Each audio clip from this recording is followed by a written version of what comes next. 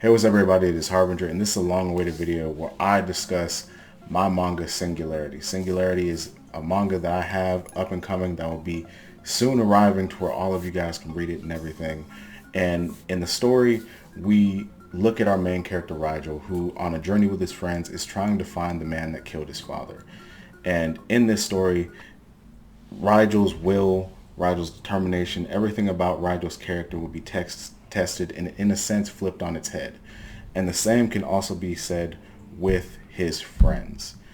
Because Rigel on this journey, he knows who the man who killed his father is. It's not like he's on a detective job trying to find out who the man is. He knows who the man is. The problem is that same man has been gone, MIA, off radar for about 10 years, to the point where you could argue that the man is probably dead.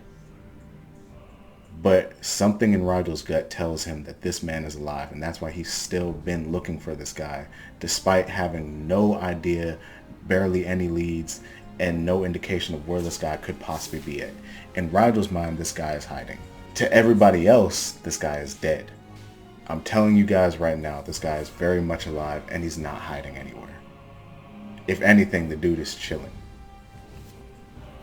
Now, this story, I wanted it to be a great form of representation. It's a fantasy story, by the way. I wanted it to be a great form of representation for black people and POC, as well as members of the LGBT community, because let's face it, none of us really get too much recognition. And when we do, it's scrutinized upon every other community, right?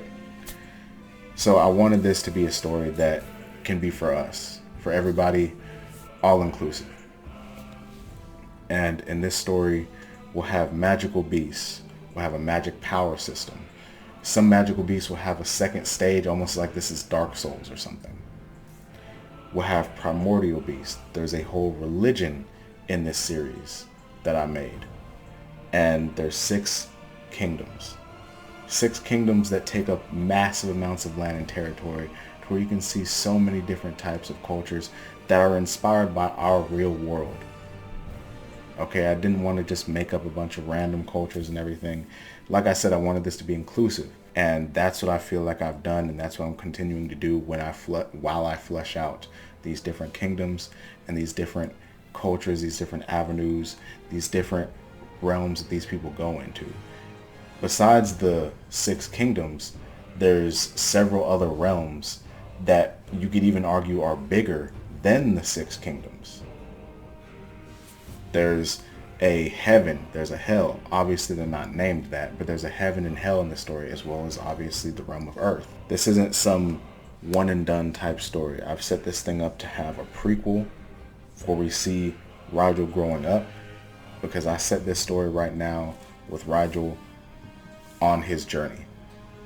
I didn't want to do him growing up, going to the magic academies and everything like that, because one, the prequel is a just in case thing.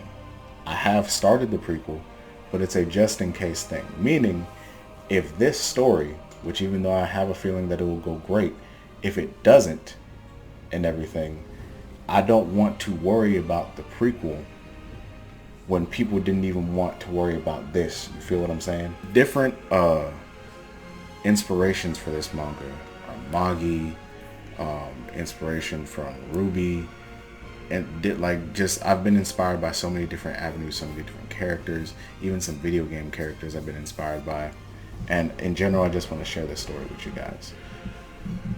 Rigel's friends that are accompanying him are Selena, Lynn, Ursa, and Typhon.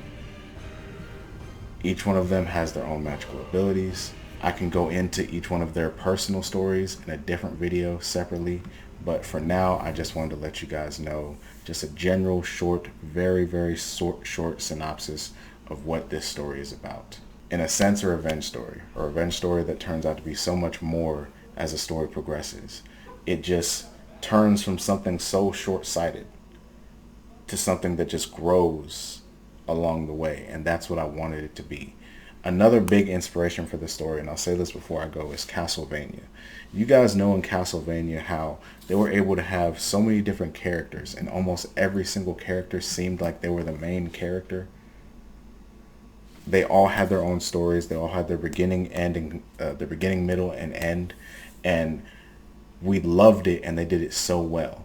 And that is my main inspiration for the story. I want there to be a story where literally, besides the main group, we see the other characters. We see Gaia. We see Doll. We see Jira. We see, and you don't even know somebody's name. You don't even know who some of these people are. But we see these people and we see their stories. We see what they're doing. And there's a beginning, middle, and end. That is what I'm trying to do with this story. That's what I'm hoping you guys see in this story. Now, that is it for this video. I hope I did at least a moderately good job trying to explain this. I'm terrible at explanations. That's why I write things down. But even reading off a script, when I get in front of the camera, I start to ramble. It's a habit. I'm going to see you guys next time, and I'm out. I pray that you guys liked this video. I pray that you guys at least somewhat understood this explanation. If you didn't, let me know in the comment section. If I need to learn that be shorter and sweeter, let me know in the comment section. This thing is 7 minutes long already, about to be 8. So, I mean, I have a feeling I'm going to get some words in the comments, but I'm going to see you guys later, and I'm out. Peace.